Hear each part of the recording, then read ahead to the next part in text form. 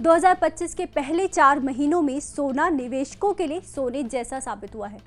MCX और COMEX दोनों platform पर गोल्ड ने रिकॉर्ड तोड़े हैं। लगभग 25% का शानदार रिटर्न मिला है। लेकिन अब बड़ा सवाल है, क्या गोल्ड में अभी भी दम है या फिर आपको निवेश से पहले गिरावट का इंतजार करना चाहिए? चलिए पहले जानते हैं कि सोने में तेजी क्यों आ रही है। साल 2025 के पहले 4 महीनों में सोने ने काफी मजबूत प्रदर्शन किया है। अब तक यह लगभग 25% की तेजी दिखा चुका है। गोल्ड ने एमसीएक्स और कॉमेक्स दोनों पर रिकॉर्ड ऊंचाइयों को टच किया है।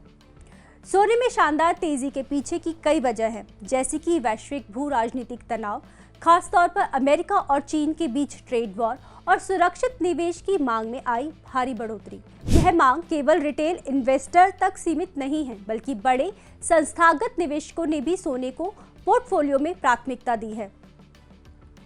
अब सिर्फ रिटेल इन्वेस्टर्स नहीं, बल्कि बड़े बड़े संस्थागत निवेशक भी सोने को पोर्टफोलियो में जगह दे रहे हैं। ऐसे में सवाल उठता है कि क्या 25% रिटर्न देने के बाद गोल्ड में अभी भी निवेश किया जा सकता है, और क्या गोल्ड इतना ही रिटर्न आपको आगे भी देगा, या निवेश के लिए गिरावट का इंतजार ग्राहकों को करना चाहिए?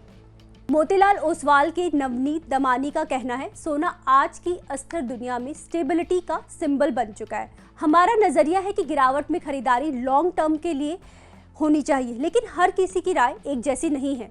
वेंटुरा के एनएस रामास्वामी के मुताबिक सोना अभी अपने टॉप पर है। 7% तक का करेक्शन आ सकता है।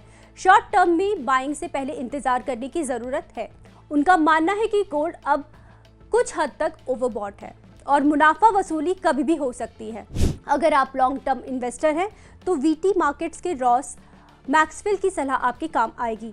रॉस मैक्सवेल के मुताबिक टॉप पर खरीदना रिस्की हो सकता है, यानी कि गोल्ड अगर अपने पीक पे है उस समय खरीदना इसको रिस्की है, और अगर मकसद है वेल्थ प्रोटेक्शन या फिर लॉन्ग टर्म इन्वेस्टमेंट तो आप गोल्ड में जरूर निवेश कर सकते हैं। मतलब साफ है कि एसआईपी जैसा अप्रोच अपनाएं, धीरे धीरे खरीदें, प्राइस गिरे तो ज्यादा खरीदने का मौका मिलेगा और बढ़े तो पहले ही अच्छे लेवल पर निवेश हो चुका होगा। अब आपको बताते हैं कि बुलियन मार्केट में सोने का क्या दाम है। 18 अप्रैल 2025 को दिल्ली में 24 कैरेट गोल्ड का रेट 97,730 रुपये प्रति 10 ग्राम था और चांदी 99,900 रुपये प्रति किलो पहुंच चुकी है। अब सवाल यह है कि क्या सोना 75,000 रुपये तक आ सकता है? अगर ग्लोबल मार्केट में स्थिरता आई तो हाँ, लेकिन अगर अमेरिका और चीन के बीच टैरिफ वॉर और भड़का तो गोल्ड 1,38,000 तक भी जा सकता है, यानी कि जो 10 ग्राम गोल्ड का रेट है वो 1,38,000 रुपये तक भी आ सकता है। यानी गोल्ड फिलहाल एक रेंज बाउंड में कारोबार करेगा, लेकिन एक बड़ी मूवमेंट कभी भी हो सकती है।